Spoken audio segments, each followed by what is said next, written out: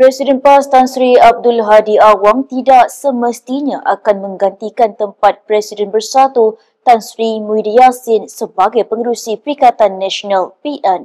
Perkara itu ditegaskan Ketua Penerangan PAS Ahmad Fadli Syahari susulan peletakan jawatan oleh Muhyiddin hari ini. Menurutnya, individu yang bakal dipilih adalah individu yang diyakini mampu mengembleng kekuatan semua parti dalam PN. Fadli yakin PAS akan menampilkan calon dari parti itu untuk menerajui PN sebagai pengerusi yang baru. Sementara itu, Ketua Penerangan PAS itu turut menyifatkan peletakan jawatan bekas Perdana Menteri itu sebagai pengerusi PN adalah tindakan yang bijak dan tepat.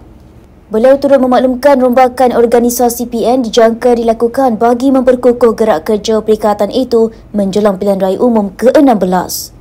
Terdahulu, Muhyiddin mengumumkan peletakan jawatannya sebagai pengerusi PN berkuat kuasa 1 Januari yang disifatkan PAS akan memberi nafas baru kepada gabungan berkenaan.